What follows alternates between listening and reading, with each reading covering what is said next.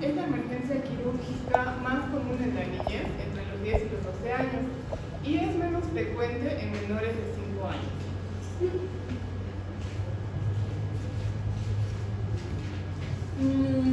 Bueno, chicos, yo quería poner como tema abdomen agudo, ¿ya? En pediatría, porque abdomen agudo, hay abdomen agudo clínico, abdomen agudo quirúrgico. Dentro del abdomen agudo quirúrgico es el más frecuente de la apendicitis. Pero sería bueno que le den una orejita porque es importante. Hay abdomenes agudos que realmente vale la pena estudiar. Se han dado cuenta que es tanta patología que no podemos ver en unas cuantas clasecitas, pero por lo menos lo básico vamos a ver. Entonces, esta apendicitis aguda es prácticamente es un cuadro de abdomen agudo de resolución quirúrgica, ¿sí? Dale. Bueno, es más común a esta edad, pero se han dado cuenta que edades extremas, han debido ver también, ¿no ven? Los 70, 80 también da, ¿no? Entonces, y también les diré que hay neonatos, ha habido clases de apendicitis, raros, pero En cuanto a la etiología, la apendicitis se produce por una obstrucción en la luz por un picadito, como vemos aquí, pero también puede ser secundaria a hiperplasia del tejido linfoide por infecciones virales o por neoplasias. ¿el siguiente? No, ahí está. A ver, prácticamente el apéndice es un trozo de intestino chiquitito. ¿Cuál va a ser la causa? Que se va a obstruir por diferentes causas, ¿no? Se puede ser uno, obviamente por inflamación, dos, por obstrucción.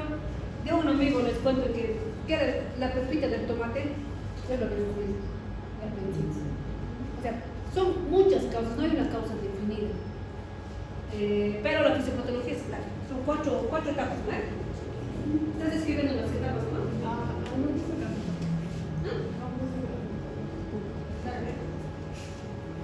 En cuanto a la fisiopatología, 48 horas después de los síntomas, las bacterias atrapadas proliferan, invaden la pared apendicular, hay inflamación, secreción y el apéndice infiltra y se perfora. Bueno, lo que has mencionado, pero son 4 estadios. En la anterior presentación de los chicos están los 4. Entonces eso van a repasar por las preguntas de examen, ¿sí? Cuando inicia la obstrucción y la inflamación es el estadio 1, solo inflamación. Los síntomas van acompañados de acuerdo a qué estadio está. El último estadio es cuando ya prácticamente está gangrenado, o sea, está isquémico ya el apéndice. Son 4 fases hematosas, son 4 fases que van a repasar, ¿sí? Entonces, al final, cuando ya está en una etapa avanzada, ¿qué va a pasar? No solamente va a inflamarse, sino lo que dice su compañero, va a haber proliferación de bacterias, va a perforar el abdomen, peritonitis y ya está. Yo he visto casos donde han tenido que reseccionar parte del intestino inclusive por complicación, ¿sí? Pero esas etapas van a estudiar usted, ¿sí?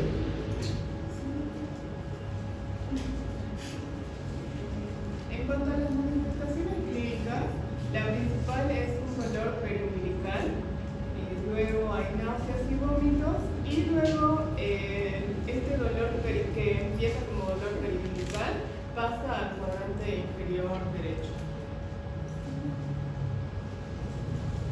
Entonces, bueno chicos, a ver, en la apendicitis lamentablemente nosotros en nuestro medio, que sé yo, tenemos las mamás que son graves. Empieza el dolor como un dolor difuso, no es un dolor localizado como vamos a describir más adelante. Es un dolor difuso que puede ser a la pancita. ¿Qué es lo primero que van las mamás? A la farmacia. ¿Y lo que cosa les da? Ibuprofeno, paracetamol, hasta le pinchan, inclusive no van a consultar con un dolor de panza.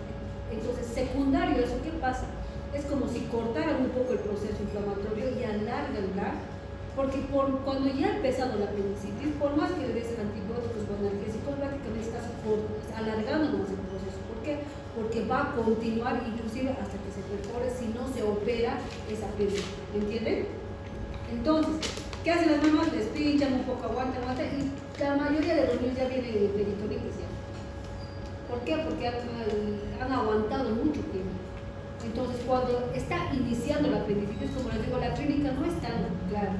Por eso muchas veces cuando solo sospechas, los cirujanos te dicen, doctorita, internalo y vamos a ver evolución. ¿Por qué? Porque hay un dicho de los cirujanos que dicen apendicitis día, o sea, que se diagnostica en el día, tiene que operarse antes que amanezca el siguiente día. ¿Por qué? Porque es una urgencia, es una emergencia. Las etapas que ustedes van a repasar, en horas avanzan. En más de un día ya puede ser perforado. Pero llegan niños de 3, 4 días perforados. ¿Por qué? Porque han dado antibióticos, porque han dado analgésicos. Y eso es su costumbre de las mamás. Así van a ver. ¿Entienden, verdad? Entonces, las manifestaciones clínicas son muy buenas. Para empezar, muchos de ellos te dicen ya el diagnóstico. ¿Qué va a haber primero? Dolor de panza, fiebre, anorexia, falta de deposiciones. Es como un niño que estuviera obviamente con infección. Ahora, nos ha pasado ya, chicos, que muchas veces se ha confundido el cuadro con este cuadro. Entonces, ustedes aprendan esto.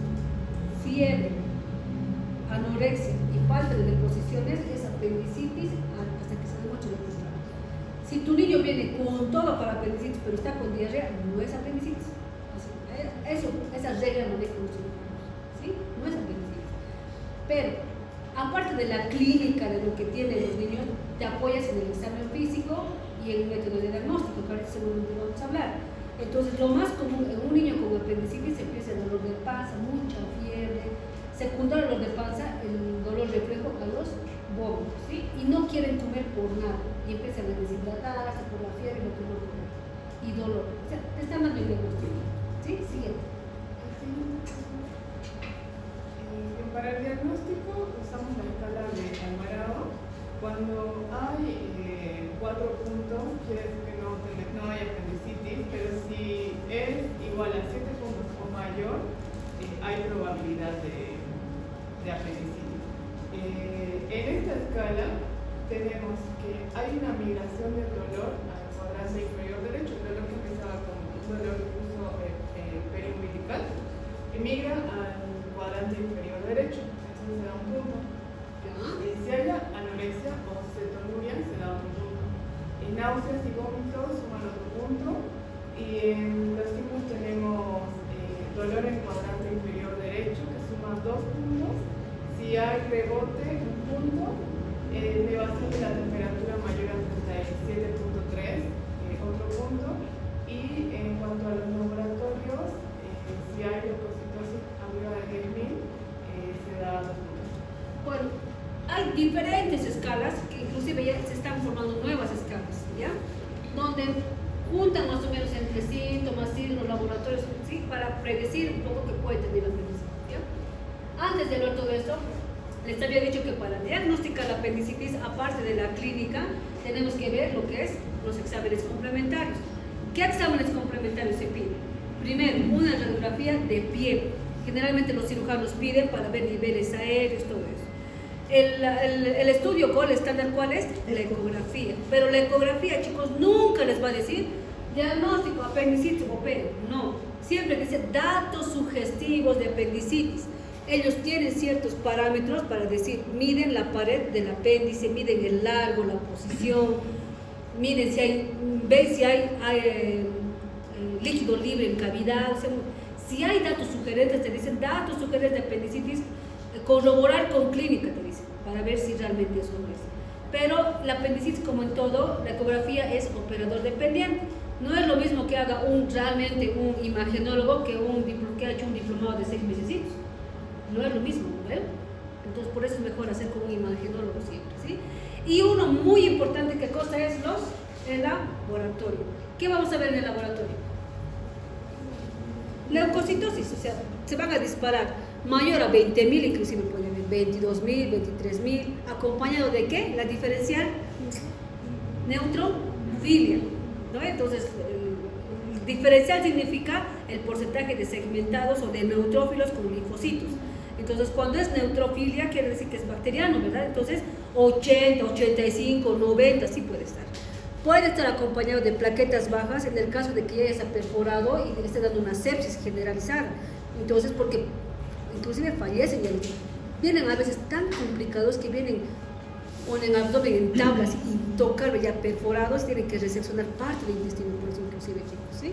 Entonces, acompañado de eso a reactantes de la fase aguda, ¿sí? ¿Cuáles son? el PCR, la procalcitonina, la velocidad de electrosedimentación. En la mayoría de los hospitales que he visto y he trabajado, esos tres, el fibrinógeno también, pero la mayoría de esos. Si van a estar disparados, ¿qué quiere decir? Que te está apoyando a un proceso infeccioso bacteriano. Más toda la clínica, todo esto sirve, es una puntuación donde miren todo lo que hemos hablado. ¿Sí? Ahora, ¿tienes clic con el clínico? Siguiente.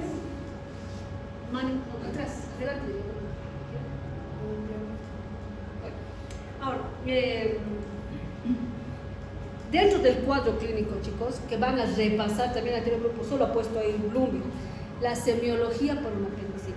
Sabemos, ¿no? El apéndice, ¿dónde está ubicado? En el flanco derecho. Entonces, hay datos, o sea, signos exclusivos, como el de Bloomberg.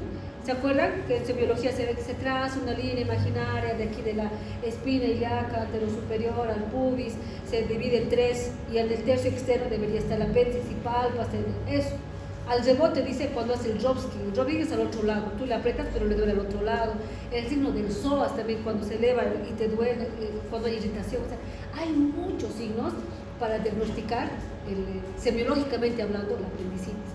Uno que me acuerdo de un cirujano viejito siempre, cuando los niños no venían muy complicados y estás queriendo diagnosticar en una etapa inicial, porque lo ideal es operar en una etapa inicial donde solo está inflamadito, ¿no ven?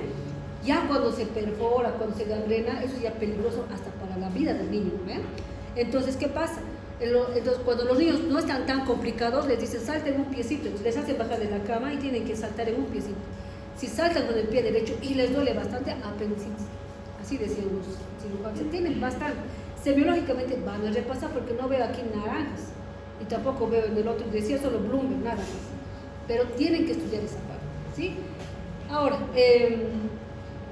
¿qué más podemos agregar a eso? Como les digo, el apendicitis parece sencillo, ¿no? O sea, así, con ese tratamiento, apendicectomía. Hay cirujanos que más tardan en prepararse todo y en 5 minutos ya está. Relativamente es fácil porque es agarrar, ligar, cortar y punto. Pero cuando está perforado, tienen que lavar, cuando está ya, digamos, con inclusive puede necrosarse parte del intestino más cuando ya avanza mucho. Y lamentablemente mucho interviene la idiosincrasia de quién, de las mamás, como les digo, vienen mal los chiquitos y está gritando la apendicitis. A ver, los cirujanos ya ni siquiera hemogramos de emergencia les meten. O a veces tienen datos tan sugestivos que ya les pedimos todo para que venga a estar directamente quirófano, así. Pero eso también quiero mencionarles, muchas veces nos hemos confundido. ¿En qué sentido? Que no era apendicitis.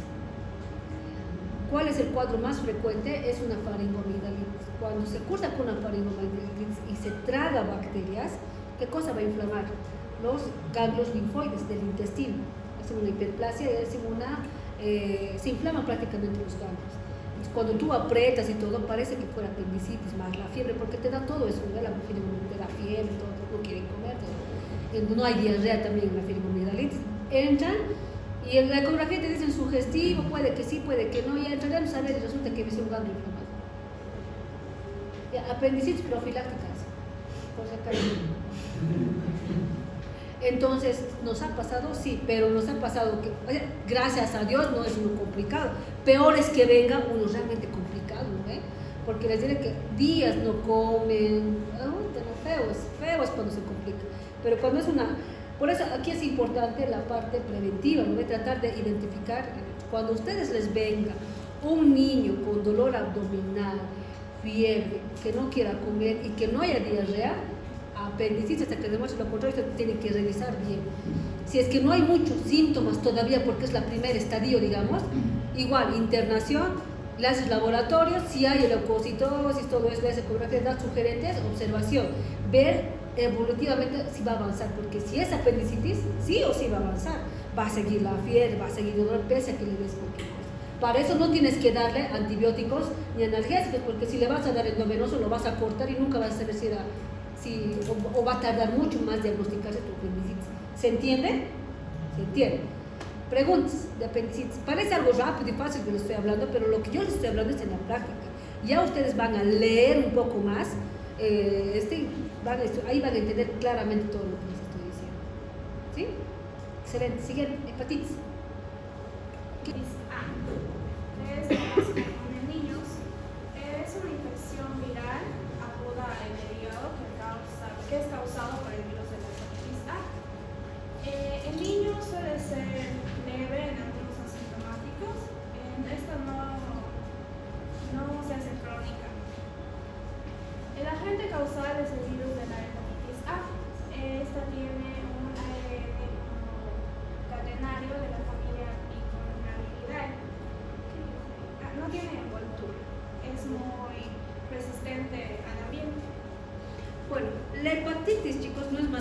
inflamación del hígado por un pinche virus que es autolimitado como un resfriado. No necesita antibióticos, nada, porque es viral. Es de origen infeccioso y lo malo es que parece algo simple, pero en los niños, en algunos, da una sintomatología tan aparatosa que hasta tienen que internarse. ¿Sí? Eso es lo básico. Siguiente. En la epidemiología se da principalmente en áreas que tienen condiciones sanitarias deficientes en países en desarrollo y la mayoría se infecta en la infancia. En pediatría se da mayormente en niños menores de 6 años. El 70% pasan de manera asintomática. En escolares, en adolescentes, es más frecuente la ictericia. Esta no se planifica a diferencia de la hepatitis A, B, C y D. La transmisión es fecal oral por agua o alimentos contaminados. También el contacto de persona a persona, por eso también los niños se contagian frecuentemente por la guardería y la no tienen higiene. O sea, de alguna manera, no sé de dónde, pero llega el pinche virus. Igual en su curso de mi sobrino, uno ha caído, 8 guavos han caído. ¿Se imaginan? O sea, de alguno ha llegado contaminado con el virus a un niño y él se ha contagiado. Entonces, como dice, tal vez en la ciudad no escuchamos mucho, pero como ustedes van a hacer inclusive sus prácticas todo afuera, van a escuchar, tengan por seguro que van a ver el virus. Entonces ya están viendo la causa, ¿no? Siguiente.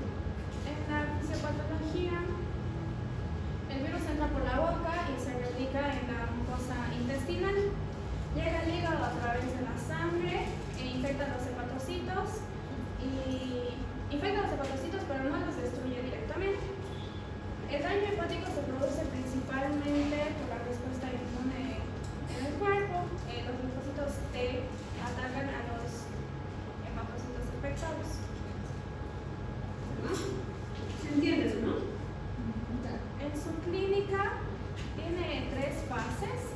La fase prodrómica es de 2 a 7 días. En esta se presenta fiebre, malestar general y náuseas. La otra fase es la fase histérica, donde esta es de 1 a 3 semanas después de la fase prodrómica. Esta presenta ictericia, hepatomegalia, alcoholia y coluria. Y la fase de convalescencia, que es después de la ictericia, dura de 2 a 4 semanas, donde ya se está recuperando y todavía quedan algunos malestar general. Bueno, prácticamente las mamás van a venir diciéndote el diagnóstico está. Mira, tus ojos, doctora, se han vuelto amarillo y está orinando como Coca-Cola, les va a decir. O sea, esa coluria es así realmente como Coca-Cola, es así oscuro, chicos. Y sus popós de algunos es claro y de algunos no. Pero lo más característico es el dolor de panza, obviamente por la hepatomegalia y la ictericia. ¿Cuándo es más contagioso? Cuando empieza la ictericia y más o menos se prolonga una semana. Claro, la ictericia puede continuar, pero desde que aparece la ictericia, una semana es la parte más contagiosa de la hepatitis, ¿sí? El síntoma en irse último es la hepatomegalia, puede estar hasta 2 o 3 veces inflamado y desinflama de a poquito. Ahora, ¿cuál es la importancia de la clínica? Que muchos niños están correteando por la calle, por el mundo, contagiando con sus ojos amarillos, sus hígados grandes y no les hacen naranjas. Eso mucho depende del estado inmunológico de cada niño, como dice Lito. Pero en otros niños, chicos, vómitos, fiebre, se deshidratan, mucho dolor. En ese caso, ¿qué hay que hacerles? Hospitalizarlos. Sabemos que cualquier medicamento que se da a los niños, su metabolismo también es parte hepático, ¿verdad? Entonces, aumentamos la inflamación. Por eso es que el tratamiento en una hepatitis es sintomático. Mejor si no hay, nada de antibióticos, nada de medicamentos, perdón. Pero en el caso de que se necesite por mucha fiebre, tratamos de controlar con medios físicos, ¿no? Pero cuando es incontrolable y la mamá no puede, les hospitalizamos y les ponemos endovenoso, por ejemplo, antiemético para que no vomiten, ¿sí? Entonces, muchos de los niños puede que no presenten nada y otros que presenten mucho. Evidentemente, les he explicado al principio que es autolimitado, es un virus que dura 10 a 14 días los síntomas, algunos síntomas van a tardar en perderse, pero la mayoría no, ¿sí? Pero esa es la importancia de la clínica, que tienen que saber identificar. Me ha pasado a mí que tenía una vecinita, yo era residentita recién de pediatría. Me ha pasado que les comento que estaba en su fase inicial, no estaba ni ictérica, nada, pero ya debió estarse inflamando el hígado y estaba acompañada de diarrea, porque en la hepatitis puede que haya diarrea o puede que no. Y esta niña justo tenía diarrea, yo he dicho diarrea más fiebre, gastroenteritis bacteriana, le he dado antibiótico, chaca, peor, empieza a vomitar. ¿Por qué? Porque era una hepatitis. ¿Sí? Entonces, ¿qué necesitó? No necesitaba antibiótico, nada, necesitaba medidas generales nomás y parar la fiebre, nada más. ¿Me entienden?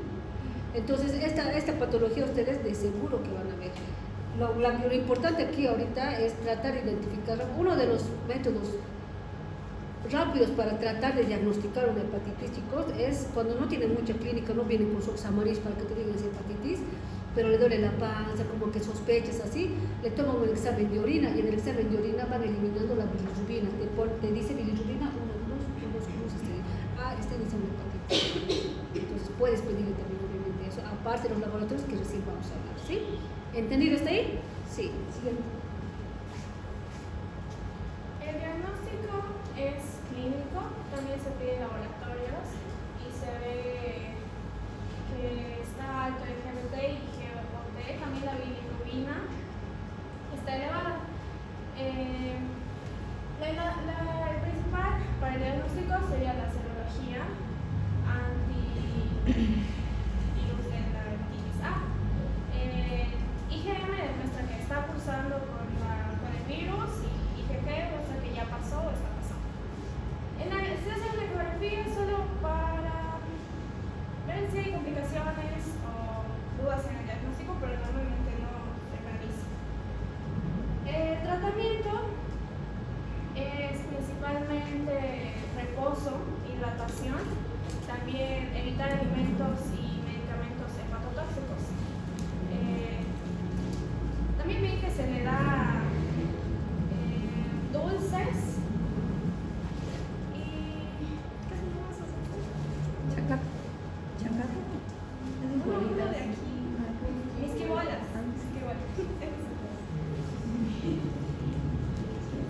Bueno, espera un poquito, no está siempre atrás. Ay, no se ve. En la prevención está abajo.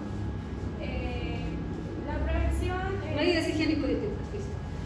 En el laboratorio, chicos, es importante pedir, cuando un niño viene con datos de hepatitis, porque les diré que puede ser hepatitis B. ¿Qué tal si la mamá le pasó cuando era bebé y recién está dando síntomas? Es nos ha pasado en la caja una vez.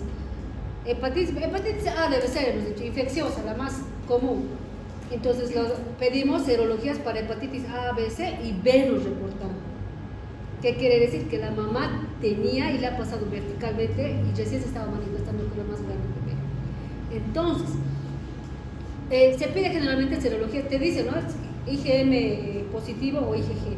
El IgM significa que están cursando, pero este IgM, chicos, puede estar positivo hasta los 6 meses inclusive, porque les dije todavía que va a seguir la hepatomegalia, algunos síntomas va a tardar en verles. Ya después se vuelven IgG y tú dices, ya pasó la infección. ¿Sí? Ahora, no que a los 3 meses de que haya pasado la infección, no, está con infección, no, puede ser el que se está pasando recién, ¿sí? Ahora, el tratamiento es hepatoprotector, o sea, prácticamente mientras menos cosas le des al hígado para que metabolice, mejor. En este caso, dieta hipograsa. Les indicamos a las mamás que le den como dieta blanda, pero sin grasa, sopa de pollo sin piel, sin grasa, eso le damos. Y una dieta hipercalórica, ¿qué quiere decir? Que le damos esas misquibolas, es dulce, entonces cosas dulces es hepatoprotector. Por ejemplo, ahora está de moda dar glucosamina, no sé si han visto unos sobrecitos que tienen glucosa y no sé qué más para los deportistas. Tiene bastante glucosa, entonces azúcar, entonces eso también les damos. Complejo también les damos, complejo B, en jarabito les damos. O sea, mucho depende del pediatra, ¿sí? Pero lo más aquí importante es las medidas higiénico-dietéticas. ¿Por qué?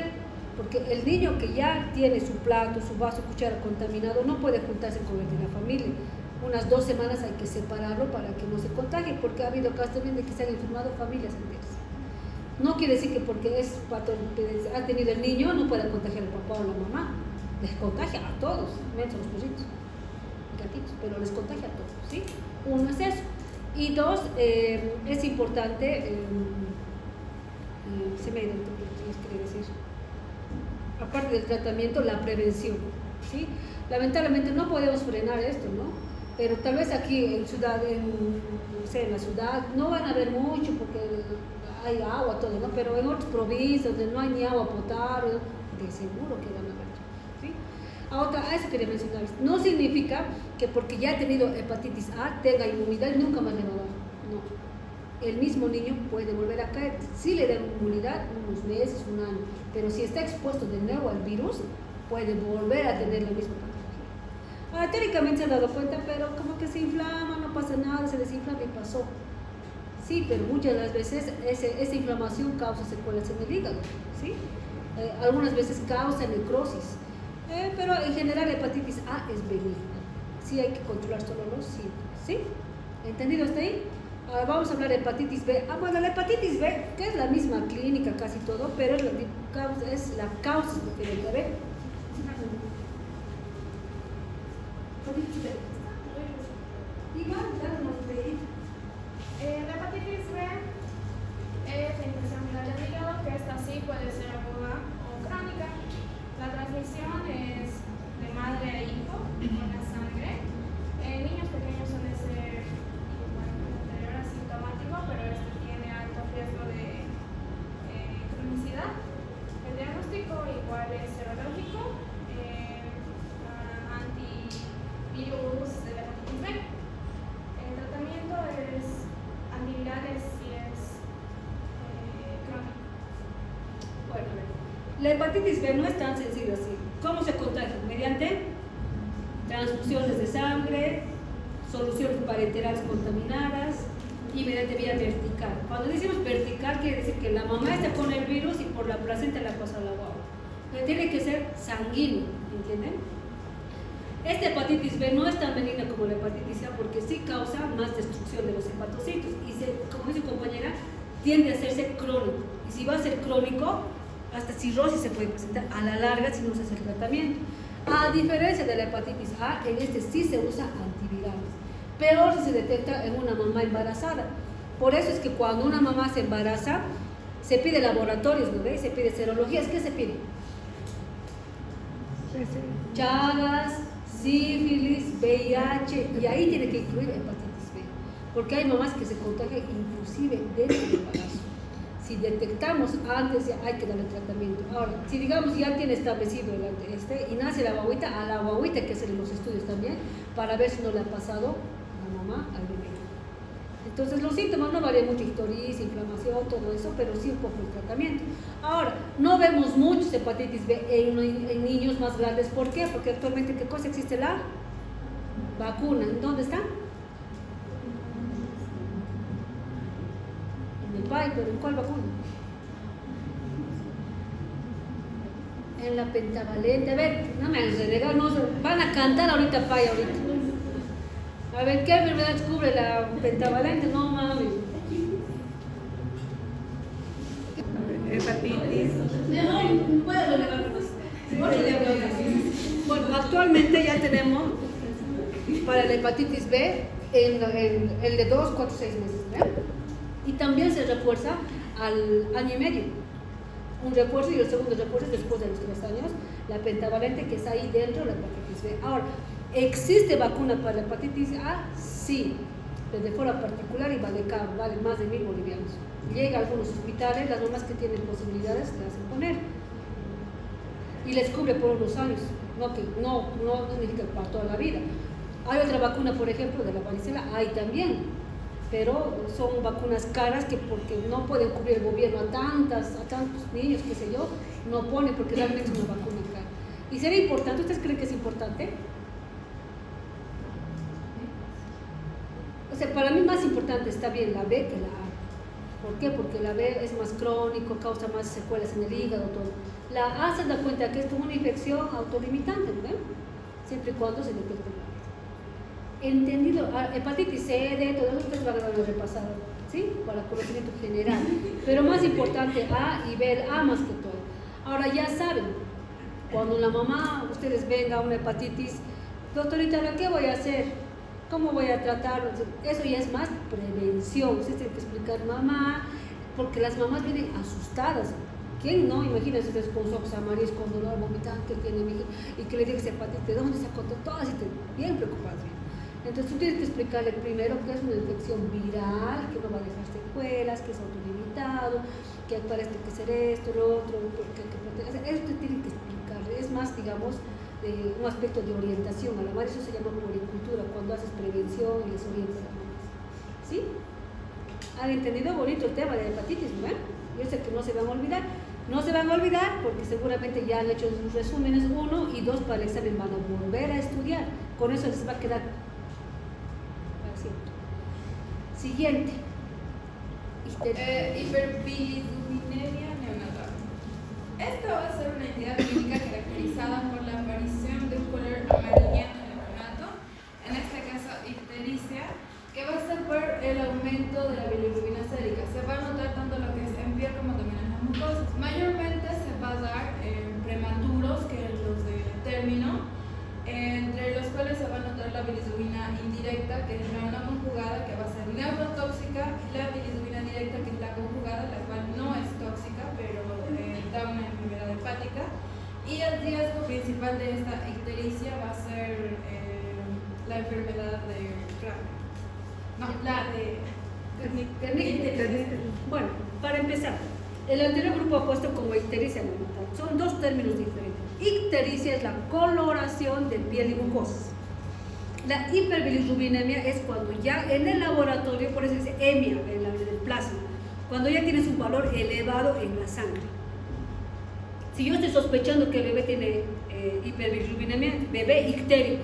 Como está ictérico, le tomo laboratorios, veo que su laboratorio está alto, ya es hiperbilirrubinemia.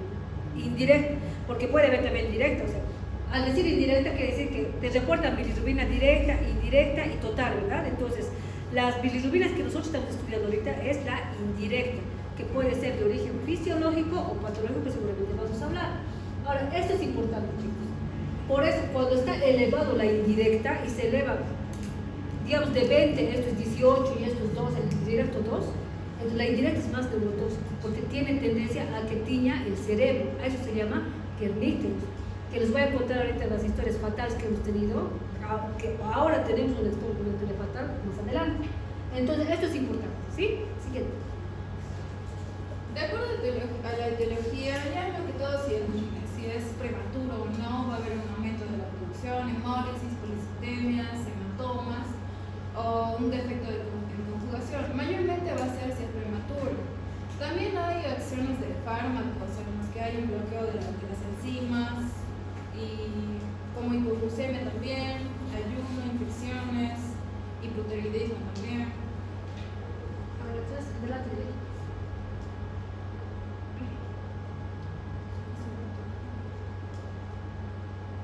Primero explicamos esto y vamos a responder a la Ya, de acuerdo a la fisiopatología, bueno, ya la mayoría sabemos cómo va lo que es la hemoglobina, sus divisiones y las diferentes acciones de las enzimas. ¿Qué tiene que ver con la etiología? Por ejemplo, si hay una policitemia, va a haber un aumento, de acuerdo a los glóbulos rojos, si hay una destrucción de los glóbulos rojos, va a aumentar lo que es la bilirrubina indirecta. Si es prematuro, por ejemplo, en el hígado no va a ocurrir lo que es su conversión por la UDP, la glucosiltransferasa, y no va a ocurrir su conjugación, no se va a combinar a bilirrubina conjugada. También tiene que ver más que todo si hay una destrucción de los glóbulos rojos, de los eritrocitos, va a haber un mayor aumento de la bilirrubina indirecta. A ver, siguiente. Atrás. Atrás. Atrás. Bueno, chicos, muchas causas que inclusive no describen en el libro, ¿ya? Lo primero es, teóricamente, la policitemia. ¿En qué sentido? En que el glóbulo rojo o el eritrocito vive menos días de un bebé que un adulto. ¿Y un adulto cuánto es? 120. En un neonato generalmente 80, 70, 80. Entonces, ¿qué va a pasar? Como se están renovando los glóbulos rojos, va a ver todo ese proceso de división de todo y al final, ¿qué va a liberar? La bilirrubina. Entonces, es por eso importante que cuando nosotros pidamos en el laboratorio de nacimiento grupo sanguíneo para saber qué grupo sanguíneo es el bebé, pidamos hemoglobina hematocrit. Eso nos da un parámetro para ver si está muy alto y decir, no, su sangre está un poco espesa, por ahí va a necesitar fototerapia a los 2 o 3 días. ¿Por qué? Porque su bilirrubina va a elevarse. ¿Se entiende eso? ¿verdad? Una causa es eso, de que el eritrocito vive menos, todo eso ya. Miles de causas hay. Uno, la prematurez. En la prematurez, menos tiempo todavía vive. Entonces, es más seguro de que se pongan amarillitos los bebés los primeros días. ¿Ya? Ahora, sepsis, bebés que tienen un cuadro séptico igual se leen, bebés que han necesitado reanimación, que han sido asfixiados, que necesitan oxígeno, también se leen, ¿ya? Ahora, hay otro grupo, o sea, creo que no me he debido, hay ictericias fisiológicas y patológicas. Generalmente las patológicas son las que son por incompatibilidad del grupo RH y incompatibilidad del grupo sanguíneo, ¿sí? O alguna malformación a nivel hepático, qué sé yo. Pero la bilirrubina, la ictericia fisiológica, chicos, es lo que les estoy explicando, ¿ya? Otra causa es el hipoaporte, chicos. Les voy a contar. Bebés que no reciben la cantidad de leche suficiente los primeros 3, 4, 5 días, se deshidratan y cuando se deshidratan empieza a subirse mucho la bilirrubina. ¿Por qué? Porque de por sí ya la circulación enterohepática de un bebé es lento, más lo que no le des buen aporte para que funcione el intestino, empieza a no absorber bien la bilirrubina y se junta en la piel. Ha habido niños, chicos, que dándole alta del hospital de la maternidad, a los 4 días han llegado charques. Porque nosotros tanto les hemos dicho lactancia, lactancia, lactancia, la mamá literal lactancia, no tenía mucha leche, no ha chupado bien, qué sé yo, los bebés súper deshidratados vienen con sus bilirrubinas de 30, con sus hipernatremias elevadas, directo por exsanguíneo. Y eso ni siquiera por incompatibilidad, sino porque por falta de aporte de leche. Por eso es importante identificar los primeros días si la mamá realmente, uno, si es adolescente. Las mamás adolescentes no tienen ni idea de dar pecho. En mi última guardia una niña de 13 años ha nacido. 13 años con su guagua y no sabía ni cómo agarrar la teta. ¿Es un factor de riesgo? Sí, porque si tú no le orientas bien a ese adolescente, va a ir a su casa, va a chupar la punta nomás, no va a formar leche, se va a deshidratar, va a venir con su bilirrubina y le baja. Otro factor de riesgo, ¿cuál es? Las mamás que tienen pezones umbilicados, que se hunden y no tienen para chupar los bebés. O sea, muchos factores que no describen en los libros, se identifica en el camino. ¿Ya? Entonces, una de las cosas importantes, chicos, de ictericia son las incompatibilidades, y entra dentro de lo patológico, pero es demasiado que les voy a mencionar. Cuando el bebé y la mamá no son del mismo grupo, o de grupo ORH, es como una reacción inmunológica de antígeno-anticuerpo, prácticamente rechaza, se pelean entre ellos y destruye sus glóbulos rojos del bebé, y al destruir, ¿qué va a liberar? La bilirrubina. Y se ponen más amarillos los primeros días. ¿Y eso cuándo pasa? Cuando la mamá es RH, digamos, tiene que ser la mamá negativo y el bebé RH positivo. ¿Cuándo pasa en el del grupo? Cuando la mamá tiene que ser O 0 y el bebé tiene que ser A, B o AB. ¿Me entienden? En ese caso hay como que choque de grupos y ya está. ¿Y saben qué pasa esto? Hemos visto niños, yo he visto varios bebés, no sé por qué, de Totora, de aquí del pueblito Totora, con 40, así bien, todo secuelado ya. O sea, ¿qué quiere decir? De que lamentablemente algunas mamás tienen todavía en sus casas sus bebés, no les llevan al centro de salud para hacer, o sea, porque teóricamente en todo centro de salud, chicos, ya sea privado o lo que sea, tiene que salir el bebé externado sabiendo los grupos de la mamá y el bebé. A menos que sepas bien del papá o de la mamá para que sea, o el bebé, pero pese a eso igual no se va a salir porque no era el papá. La mamá y el papá y mamá o el bebé. ¿De dónde chingados va a salir bien? Hasta eso. Por eso es que la mayoría de los centros públicos especialmente tienen que salir con un grupo sanguíneo. ¿Por qué? Porque se va, si la mamá es o el bebé, pucha, B, no. Se va a poner amarillo los primeros horas, inclusive a veces cuando es RH o grupo. Entonces tú le dejas las bilirrubinas de control, o sea, es una prevención para que no lleguen a los valores muy elevados. O sea, normalmente hay ictericia, pero tiene que ser hasta cierta parte como para que no se tiña todo el cuerpo y no se tiña la cabeza, que haga querníticos. regresando al otro tema, hay bebés que nacen en sus casas, que no vienen a los controles y llegan así todo convulsionando, amarillos, anaranjados, llegan al centro de salud, que resulta que no tenía grupo porque no ha nacido bebés. O justo ha nacido fin de semana y la bioquímica no estaba en el pueblo, no le han hecho grupo sanguíneo, ha vuelto a los 3 días y el bebé ya. Cuando es incompatibilidad generalmente.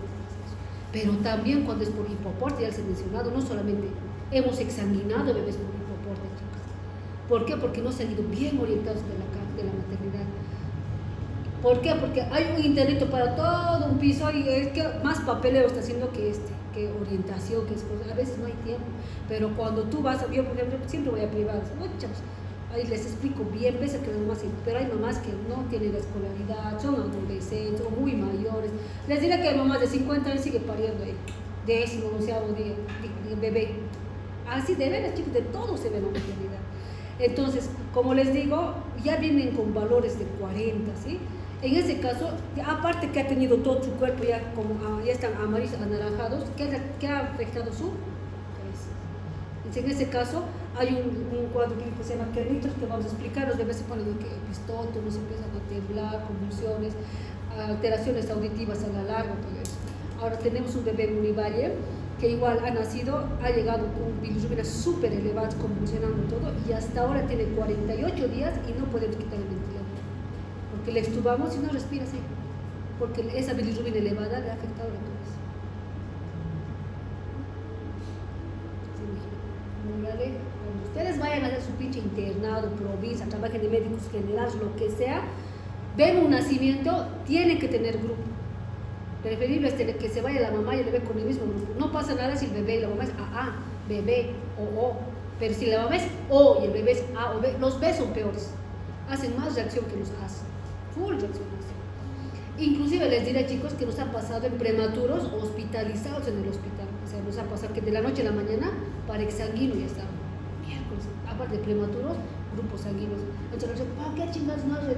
Porque en horas avanza el interés. A los residentes les explicó, pues, si sabes que es prematuro, si sabes que es incompatibilidad, está en ayuno, hemoglobina elevada, tiene 5 factores de riesgo para que se eleve su bill. 20 y tantos el primer día. Para exsanguinar, lo importante que es no exsanguinar. Fácil es decir exsanguinar, chicos, o sea, se recambia sangre, ya saben algo de eso, ¿verdad? Se instala un catéter, se recambia sangre para sacar la sangre, y recambiamos con sangre que no esté teñida prácticamente. Ahora vamos a ver el tratamiento de eso. Pero lo importante es no tratar de llegar a la exsanguinotransfusión porque también tiene sus complicaciones. Nos ha pasado ya que inclusive han fallecido en el proceso, en el procedimiento fallecido. Entonces, se dan cuenta que es tan importante vigilar, no solamente si es grupo sanguíneo, sino que si te da bien, que si no. Por ejemplo, de hecho, la cesárea es un factor de riesgo, porque no todas las mamás, la anestesia a algunas mamás les bloquea la capacidad de producir leche a los primeros días, y ahí les aparece nada de leche, ahí llorando, deshidratándose. Mamá, dale pecho, va a salir nomás, vuelves a los 3 días de control, llega a los 3 días, puta María, sin orinar, con fiebre, eso por hipoaporte, por falta de líquido, taquicárdicos. Han llegado bebés directo para terapia intensiva, para exsanguíneos, para correcciones de sodio, todo eso. Entonces se dan cuenta que se puede prevenir esto, pero si uno conoce, si uno sabe lo que tiene que hacer. Pero si ustedes ni idea tienen de qué cosa revisar, ni siquiera saben qué grupo tiene que ser la mamá, no van a nada. ¿Me entienden? Tienen que tener cuidado en esos factores de riesgo que les he mencionado. ¿Ya? Siguiente, voy a seguir pensando. Manifestaciones clínicas, más que todo se va a dar por la coloración amarillenta que va a tener.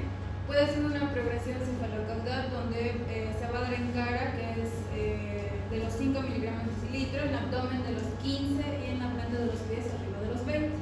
Para diferenciar entre la bilirrubina directa y de la indirecta tendrá un color amarillo brillante, mientras que la directa va a ser más un color verde parduzco. Entre los casos graves puede presentar lo que es letargia, mala alimentación, encefalopatía, como ya me he mencionado, lo que es el kernicterus. El kernicterus es afección cerebral, prácticamente se han teñido los núcleo caudal, el tálamo, en el cerebro, que ha afectado esta neurotoxicidad de la bilirrubina indirecta y ocasiona las convulsiones, el letargo, todo eso, ¿sí? En la presentación del anterior grupo está como que Kramer 1, Kramer 2, Kramer 3 y más o menos viendo el Kramer cuánto de bilirrubina puede ser, así, predeciendo, ¿ya? Ahora, este Kramer para aprender, para estudiantes está bien, pero es muy subjetivo. Por ejemplo, para ti puede ser Kramer 2, para mí 3. Aparte la intensidad, hay unos que están medio leves y otros más anaranjados, o sea, muy subjetivos, pero para aprendizaje sirve. ¿Por qué? Porque muchas veces van a estar en el campo y no va a tener ni laboratorio. Porque para diagnosticar, no sé si tienes aquí la tabla de butano, el anterior grupo ha puesto, les voy a explicar ahorita, pero van a complementar con lo del anterior grupo. ¿Tienes la tabla de butano? No. Entonces es para ver si el bebé, de acuerdo a las horas de vida o días de vida, cuánto de bilirrubina tiene, ver si va a necesitar fototerapia o no, de acuerdo al valor de bilirrubina. Pero muchas veces ustedes no van a tener ni laboratorio. Resulta que les va a llegar un niño el sábado, no hay los bioquímicos y ahora ¿qué voy a hacer? No tengo bilirrubina. Para eso sí les puede servir. La tabla del anterior grupo también dice ahí, Kramer tantos, puede ser tanto de bilirrubina. Kramer 2 tantos, puedes predecir, ¿sí? En el laboratorio. Ahora, pero lo que manda más aquí es qué cosa, la clínica, es clarito. Una manera muy importante, porque en los primeros días, chicos, a ver, el pico máximo de una hiperbilirrubina fisiológica es a los 4 o 5 días, donde máximo va a subir. Si hasta ahí tú ves que no está muy elevado, muy amarillo o en el laboratorio muy elevado, lo puedes mandar a casa, pero si ya está muy elevado, hay que internarlo para fototerapia, ¿miren? Pero cuando desaparece el tinte ictérico, va a desaparecer de abajo hacia arriba. Entonces, lo último en perderse va a ser la cara, el paladar, los ojos, todo. Entonces, las mamás a veces vienen a los 14 días, doctora, sigue amarillo sus ojitos. Va a estar amarillo, ¿por qué? Porque les he dicho que se va a desaparecer. Lo último que va a desaparecer es ojos, cara, todo eso. Entonces es importante también saber. Una manera importante para saber si se está tiñendo es que como los primeros días recién está empezando hacia arriba, ustedes comparan su piernita con su abdomen, clarito es. Van a ver que todavía está rosadito y lo demás amarillo. ¿Por qué? Porque como empieza la ictericia en la cara, todo ya va a estar amarillo. Tú dices, no está tan amarillo, está amarillo hasta tal parte, ahí recién puedes decir Kramer tanto, así. Pero como les digo, el Kramer es muy subjetivo. Pero aquí lo que manda la clínica es la clínica, lo que ustedes quieran revisar. No solo ver, sí está amarillito, tienen que indagar. Mamá, tienes leche, está tomando bien, son del mismo grupo, si no ha bajado mucho de peso, porque los bebés que les faltan peso, normalmente todos los bebés chicos, hasta los 10 días bajan de peso. Pero si digamos tiene que bajar 1% por día, pero si tu bebé viene a los 4 días que ha bajado más del 10%, ¿qué le está faltando? Líquido. Entonces, no está tetando bien o la mamá le está dando la punta nomás y por eso puede ser la causa de que esté muy amarillo. Es una cuestión de más indagar, ¿entienden? Cuando ya te viene un niño amarillo, tienes que investigar todo lo que ha pasado. Inclusive otros niños vienen por sepsis, se han infectado la mamá con su mano se le ha dado y más amarillos vienen al 5º o 6º día y resulta que está infectado. O sea, son muchas. Yo sé que parece complicado, pero aquí lo importante ustedes es que uno, sepan identificar que esté amarillo, sepan que la ictericia aparece de arriba hacia abajo y desaparece de abajo hacia arriba, identificar hasta dónde está amarillo mediante, si no tiene laboratorio, para ver cuánto puede ser, y lo más importante, que cualquier niño y mamá tiene que irse de alta ¿con qué? Con grupo sanguíneo, factor RH, y también tiene que irse bien orientadas. Por eso les digo, ay mamás, esa niña de 13 años ni siquiera sabe qué es dar tetadas en el gimnasio. Si tú no le orientas, le enseñas, le dices así tienes que hacer, así. Por eso en otros centros particulares prefieren darle fórmula los primeros días para que no icterice, listo. Todos los bebés que reciben leche pura, materna, exclusiva, tienen más riesgo de hacer ictericia. ¿Por qué? Porque la circulación enteropática disminuye con la leche materna. Con la leche de fórmula le das, como que funciona más el intestino y hace más popó. ¿Por dónde se elimina el amarillo? Por el pipí y por el popó. Y si ya está muy amarillo, mediante la foto que hace eliminar, la luz hace eliminar mediante la piel. ¿Se entiende? Entonces, aquí ya sabemos, esto es en casos graves, es decir, ¿no? Cuando las bilis ya han afectado ya su cabeza, todo eso. Ya, siguiente. Como ya se había mencionado, para el diagnóstico se va a usar la escala de Kramer, también puede hacerse las muestras de orina, de heces, los hemogramas, prueba de Coombs o la función hepática. Se tiene un diagnóstico diferencial en el cual el que menor por hemólisis, infecciones o sepsis. Puede ser del día 2 a 3 va a ser fisiológica por la lactancia precoz o después de los 3 días una sepsis, ITU o infecciones virales. Después de la primera semana va a ser por la leche materna, atresia biliar, hepatitis o hipotiroidismo. Bueno, la ictericia fisiológica, que normalmente es lo normal, aparece a partir del tercer, cuarto día. Pero cuando ya aparece a partir de inclusive horas de vida, puede ser por incompatibilidad de RH, por incompatibilidad del grupo, donde ya hay esa reacción que les comenté, ¿ya? Ahora, hay otras causas, por ejemplo, la lactancia sí causa ictericia, pero la más prolongada. Inclusive hasta después del mes puede seguir amarillo, eso se llama ictericia por lactancia materna, cuando recibe puro pecho desde el inicio y sigue con puro pecho. Entonces las mamás a veces vienen a las 3 semanas, doctora, sigue amarillo, y los doctores que no saben ya, ecografías, serologías para hepatitis A, B, C, de todo les piden. Y no se dan cuenta que a veces solamente es por la lactancia materna, porque prolonga un poco la ictericia el hecho de que tomen pura lactancia materna, ¿sí? Ahora, infecciones, todo eso, evidentemente cuando hay alguna infección les comenté, ¿no? Que se dispara también la ictericia. Ahora, cuando la ictericia ya a partir del mes los bebés están como anaranjados, zanahorias, así, ya no puede ser por ninguna de las cosas que les he mencionado. Generalmente ya es por alguna malformación biliar, una atresia biliar, un quiste de colédoco, algo así, o sea, algo quirúrgico, pero que no haga nada, que no sea físico. ¿Se entiende? Entonces eso también es importante porque todo lo que les he mencionado puede que entre al examen. Siguiente, a ver. Tiene separado Fisiológica, patológica y materna.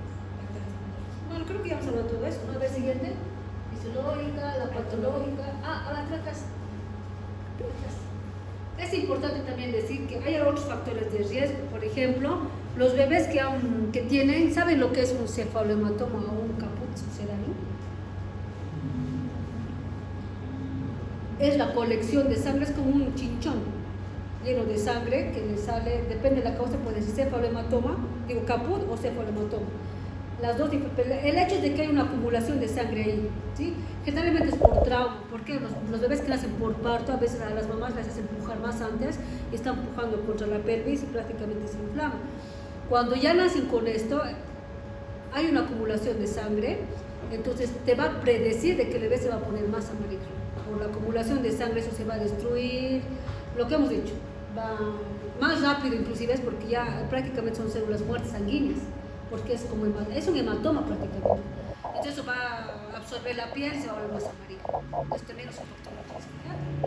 Bueno, esto ya hemos hablado. Una cosa de lo que les quería decir es que cuando la bilirrubina en el laboratorio ya está a partir de 5 miligramos de cilitro, ya se dice que es hiperbilirrubinemia, que generalmente eso pasa después de las 24 horas. Si aparece antes de las 24 horas mayor a 5, ya tiene que ser patológico, debe ser lo más seguro es que sea por incompatibilidad RH o de grupo. ¿Sí? Eso tiene que quedar claro. ¿Ya? Siguiente. Bueno, el tratamiento está la fototerapia. Mejor si es precoz. Nosotros tenemos que adelantarnos a los hechos. Si sabes que es prematuro, que ha sido asfixiado, de que su hemoglobina está muy elevado, tiene policitemia, tú puedes predecir de que ese niño va a tener ictericia. Entonces hay que hacer controles más seguidos laboratoriales para que hacer ¿qué cosa? La fototerapia. O en casos muy graves la sanguinotransfusión. Siguiente. La prevención. Ya les he dicho todo lo que les he hablado. Tienen que prácticamente trabajar con la mamá y el bebé. ¿Ya? Otra cosa que no les he mencionado, que van a revisar. En el anterior grupo tienen un cuadrito donde en un lado está los valores de bilirrubina, 0, 5, 10, 15, 20. Y en la otra sección está aquí, ¿qué es? Los días de vida, 0, 12, un día, 2 días, hasta 7 días. Hay 3 líneas en el medio, entonces digamos tú tienes un niño de 48 horas y le has pedido un laboratorio y tiene 15, tienes que interseccionar. El punto donde cae, si está en la línea o por arriba, necesita fototerapia. Eso significa, prácticamente es eso. Lo van a revisar, eso se llama tabla de butano. Existe generalmente para niños de término, pero también intervienen ahí los factores de riesgo, si tiene sepsis, si es asfixiado, todo eso. Más o menos te da el parámetro de cuánto de bilirrubina tendría que tener ese bebé para que entre a fototerapia. Y si está muy elevado o tiene incompatibilidad de grupo, es la misma tabla, pero con diferentes valores, eso ya es para exsanguinotransfusión. Entonces van a repasar esa tablita porque, chicos, en todos los hospitales privados, centros de salud de primer, segundo nivel, o sea, se usa eso. Es facilito de usar, solamente tienes que tener las horas de vida y la cantidad de bilirrubina en el laboratorio. Pero ¿qué va a pasar si no tienen bilirrubina o no tienen el laboratorio? Pueden usar lo que les he dicho. Kramer 1 puede ser tanto de bilirrubina, entonces tú ves, es Kramer 2, dice que aquí puede ser 15, mi bebé tiene 48 horas, 48 horas más 15, sí, necesita foto o todavía no necesita. Orientar a la mamá, en ese caso, más lactancia, todo eso. ¿Por dónde se elimina, les dije, la bilirrubina? Orina. Entonces, las mamás te van a decir, doctora, está orinando amarillo, hace amarillo, patito orina. Digo, hace popó. Y cuando orina les dice, doctora, está orinando sangre, te dice. Pero no es sangre, es la bilirrubina. Pueden orinar anaranjado, amarillo o rojo. ¿Sí? Entonces ustedes ven, sí, la bilirrubina, que está aquí. Entonces, pero este tema, nadie quisiera tener un hermanito, sobrinito, hijito, ustedes mismos que en un futuro van a ser mamás, nadie quisiera tener un bebé secuelado, ¿no ve? Ahora les voy a contarles, les he contado, ¿no ve? Lo que está secuelado ese niño, y les cuento que la mamá, 16 años. A ver, a esa edad se va a acercar un bebé secuelado.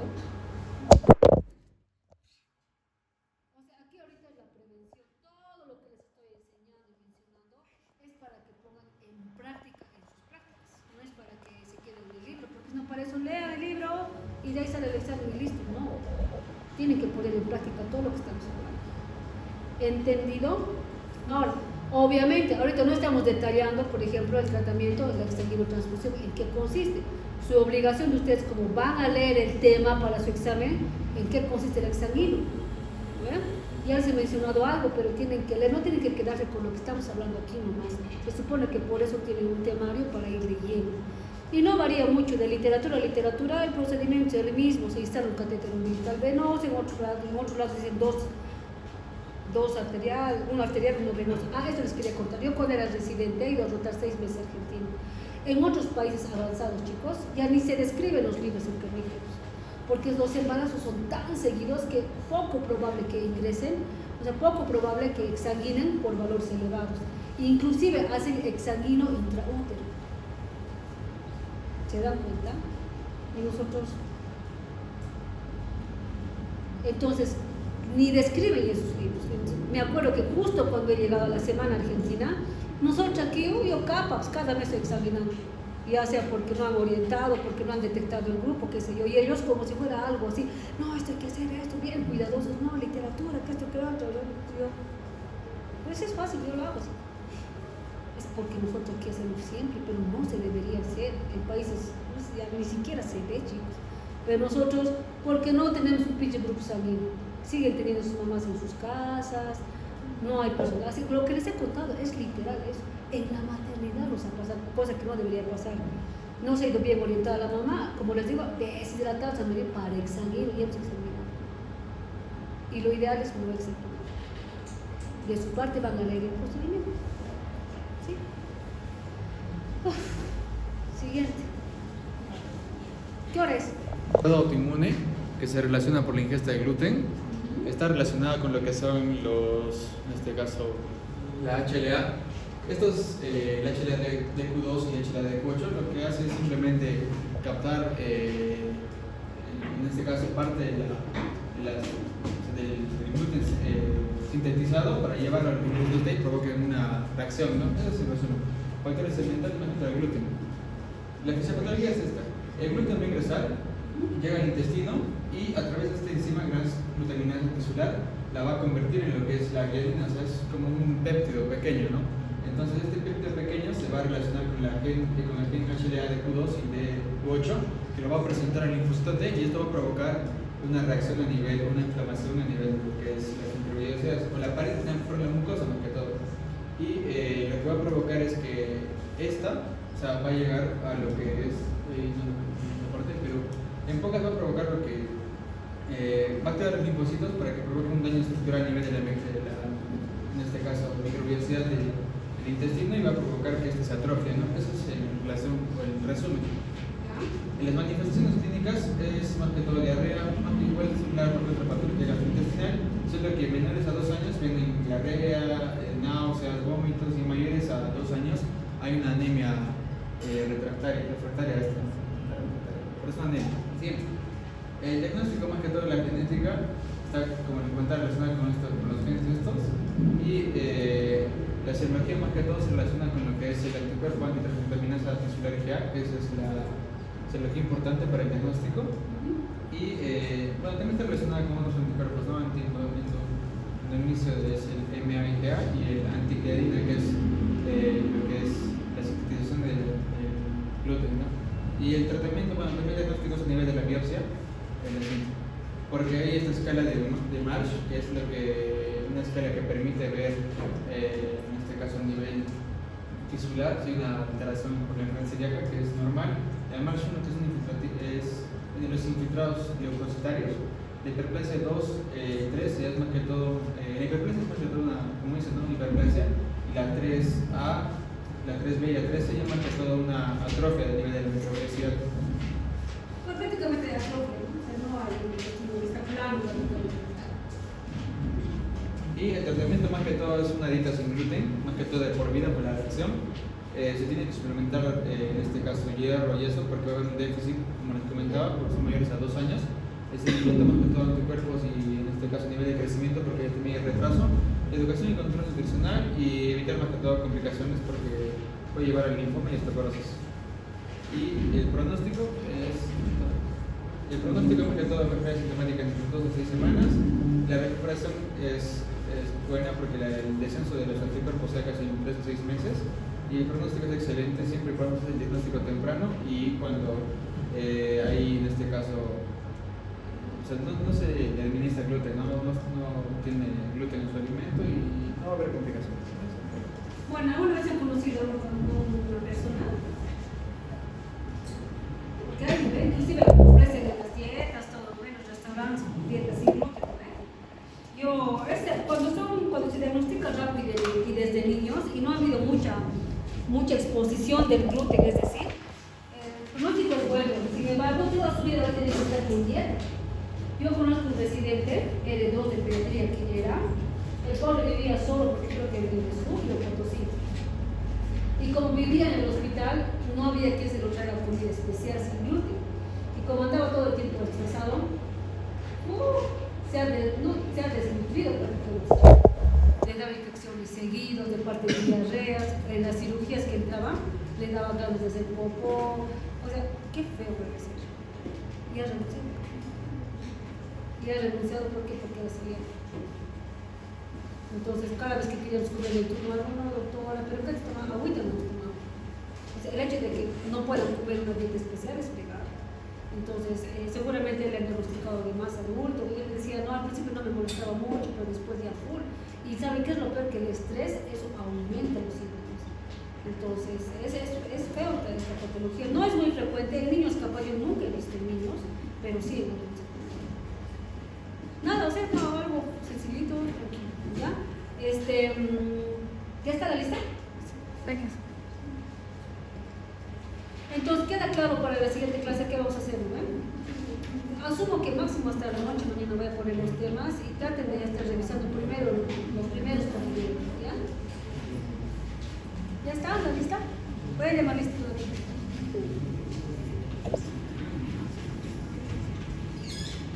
Después del examen anterior, varios se han ido, ¿no?